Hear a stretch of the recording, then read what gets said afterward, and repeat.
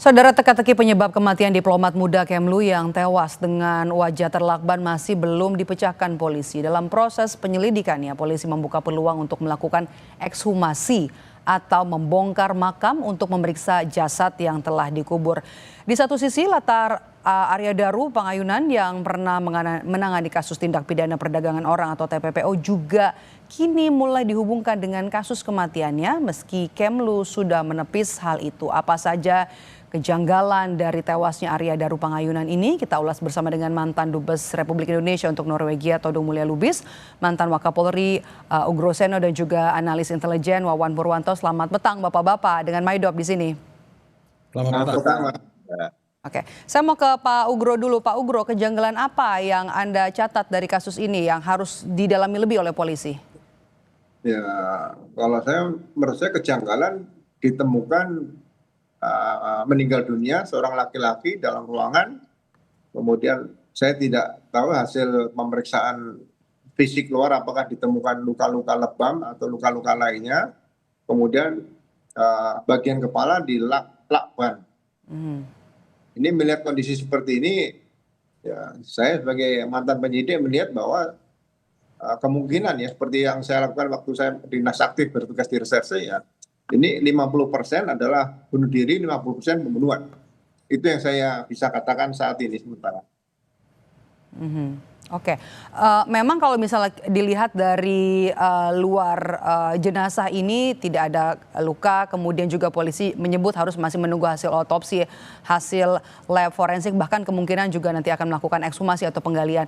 Tapi pengalaman Anda sebagai polisi, kalau kita melihat lakban yang rapi pada jenazah, kemudian apa yang bisa digali polisi soal temuan ini?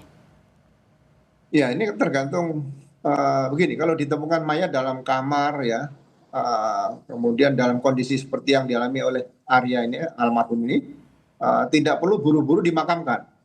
Ini kan sudah tubuh yang sudah meninggal dunia atau dalam bahasa Inggris dead body. Jadi ini harus benar-benar sempurna olah TKP di tempat di mana korban ditemukan. Jadi jangan sampai nanti ada otopsi ulang hanya karena kekurangan di sini. Makanya saya katakan pemeriksaan luar di luar tubuh korban di TKP itu harus benar tuntas, dan di sekeliling tempat korban ditemukan itu juga harus tuntas, pemeriksaan sidik jari dan sebagainya, atau ditemukan ada cairan-cairan di spray dan sebagainya di situ yang benar-benar membutuhkan ketelitian dan ekstra hati-hati dari para ahli-ahli forensik yang dari Polri yang bertugas saat itu di TKP. Oke, saya mau ke Pak Wawan. Pak Wawan, kondisi jenazah di lakban sangat rapih. Kemudian apa kemudian pesan yang mau disampaikan, atau Anda bisa melihat hal yang lain? Anda melihat ini murni kejahatan? Ya, kalau di situasinya kan tidak ada yang rusak. Barang-barang juga tidak ada yang hilang. Kemudian tidak ada bekas penganiayaan.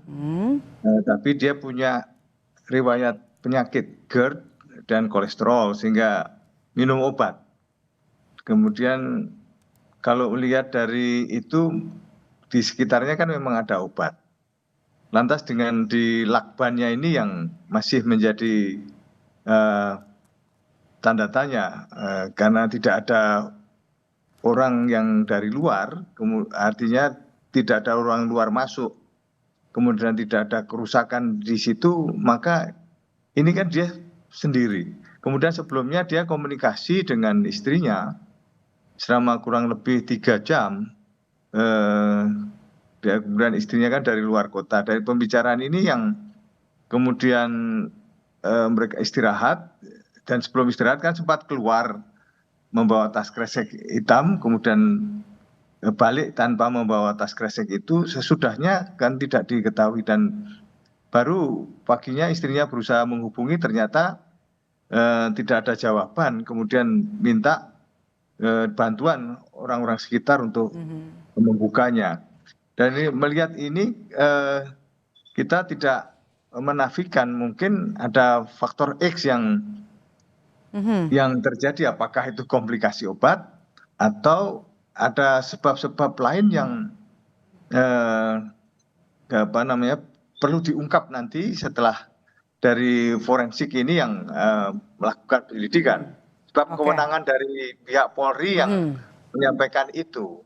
Tapi kalau terlepas dari ini semua kan kita bisa saja mengkaitkan dengan berbagai teori ya. Dari penugasan yang ada, apakah itu berkait langsung dengan pengamanan diri, karena seorang diplomat itu tidak lepas dari tugas lead PAM pengamanan dan tugas-tugas penggalangan dari dia tentu juga melakukan penyelidikan dan tugas-tugas khusus yang ditimpakan terutama misalnya terkait TPPO ataupun tugas lain karena masih sangat aktif di lapangan. Biasalah diplomat muda tentu masih banyak. Kita sudah dapat poinnya Pak Wawan. Saya mau ke Pak Todung. Pak Todung, Anda melihat sosok diplomat yang kemudian menangani kasus TPPO memang kerap jadi incaran sindikat? Pengalaman saya sebagai duta besar di Norwegia dan Islandia memang sangat sedikit. Tapi kita pernah menangani ya kasus-kasus di mana misalnya anak buah kapal punya persoalan hukum, ya ketika zaman COVID misalnya tidak bisa pulang, tidak bisa mendapat upah, mendapat gaji selayaknya. Kita juga pernah menangani kasus kriminal di mana seseorang ya diduga ya melakukan tindak pidana pembunuhan.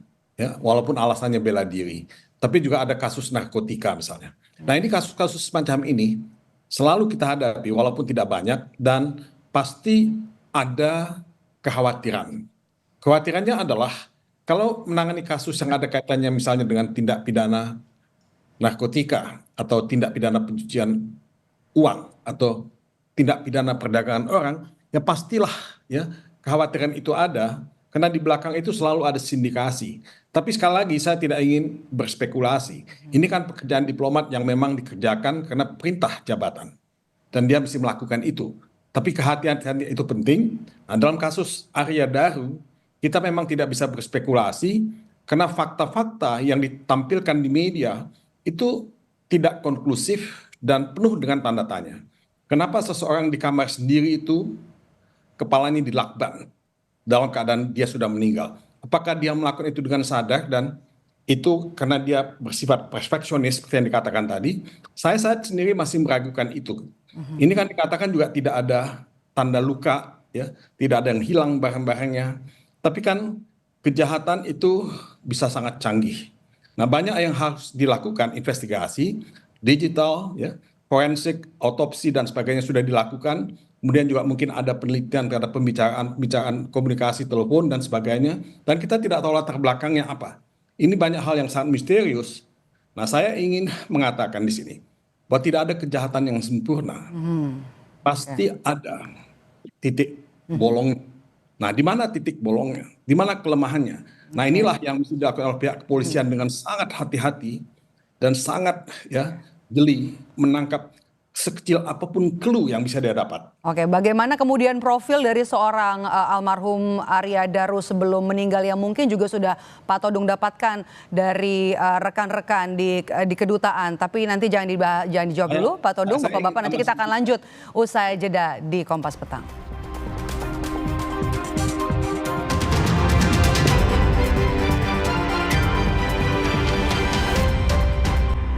Masih bersama saya Maidop Elfrina di Kompas Petang. Saudara, saya masih bersama dengan 3 orang narasumber, yakni mantan Dubes Republik Indonesia untuk Norwegia Todung Mulya Lubis, mantan Wakapolri Ugro Seno, dan juga analis intelijen Wawan Putranto. Saya masih tadi terpotong.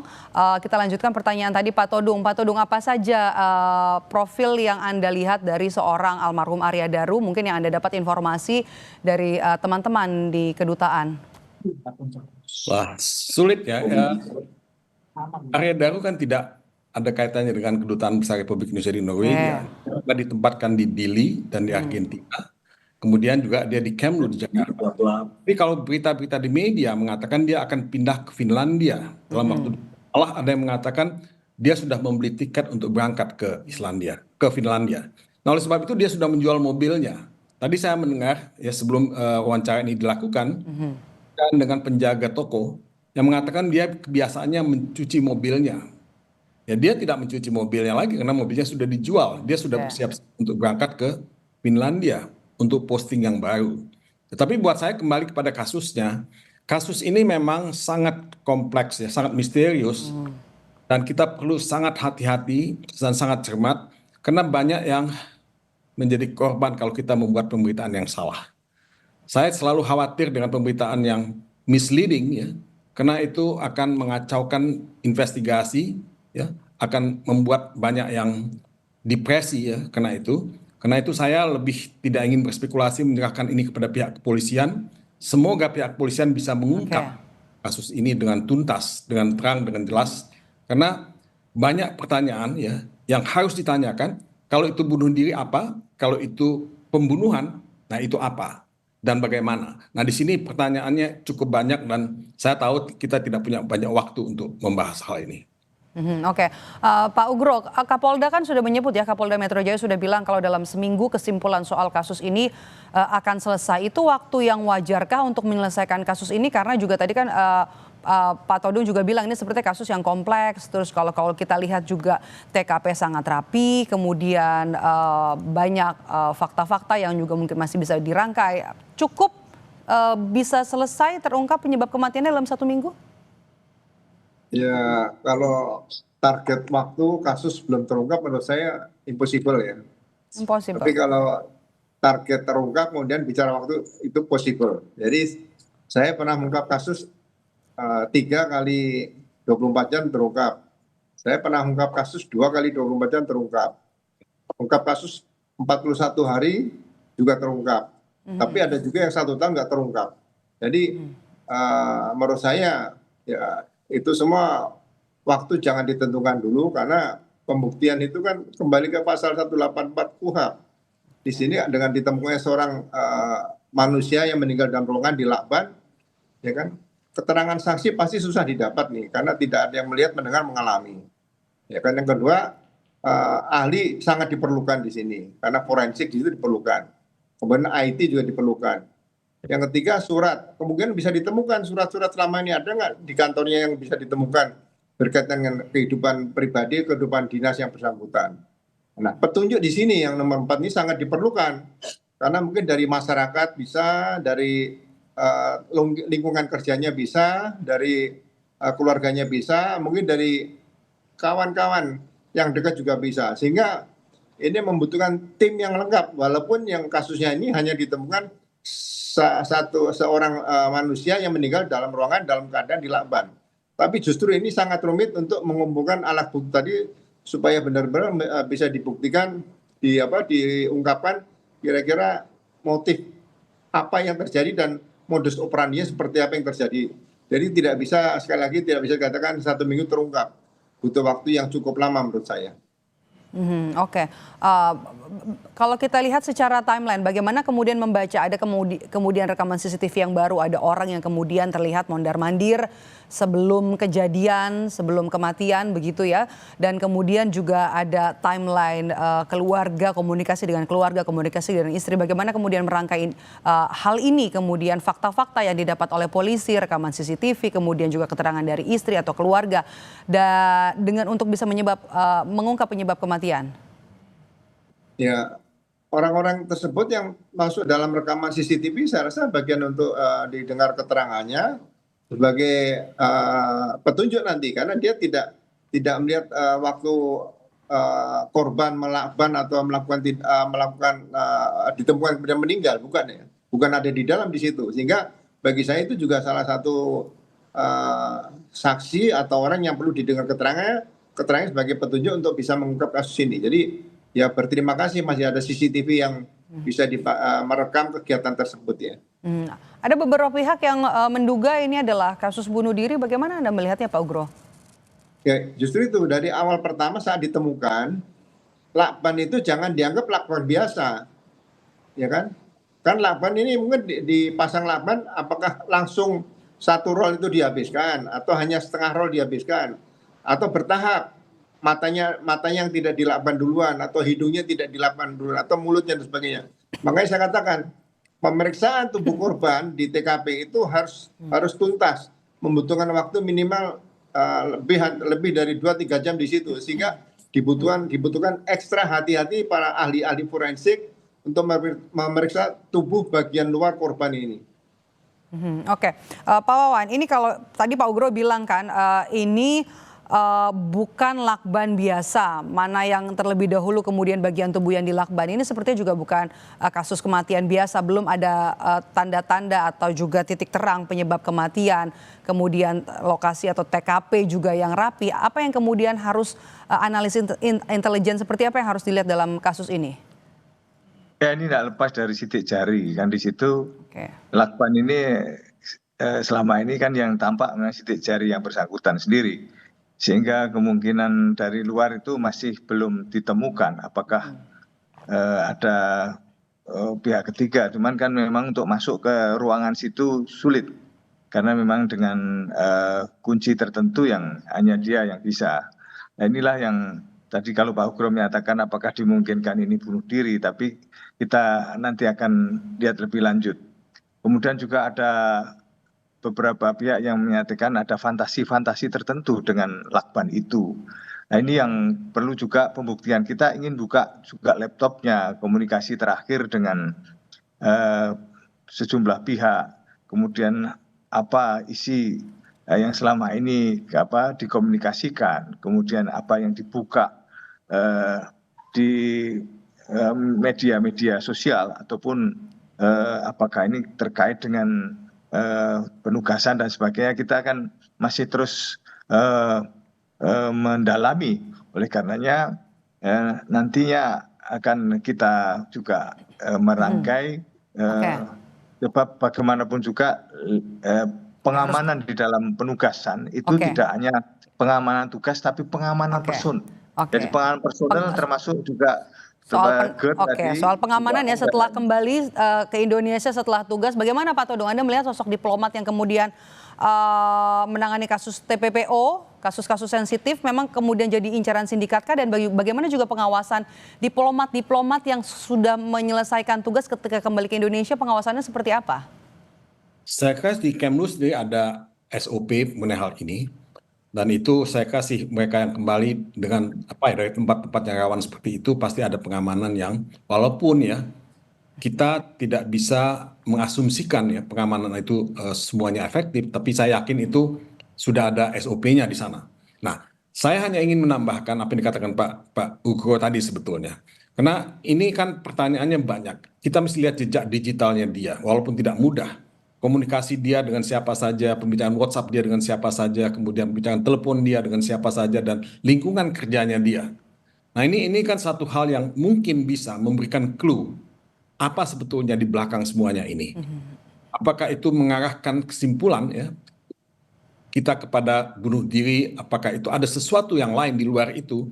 Nah, ini pertanyaan sangat menarik dan saya sendiri nggak bisa menjawab, dan saya tidak ingin berspekulasi karena saya ingin kasus ini dijadikan sebagai satu case study yang benar-benar bisa jadikan pelajaran buat semua. Karena buat diplomat yang akan bertugas di luar negeri, kasus ini menjadi rujukan.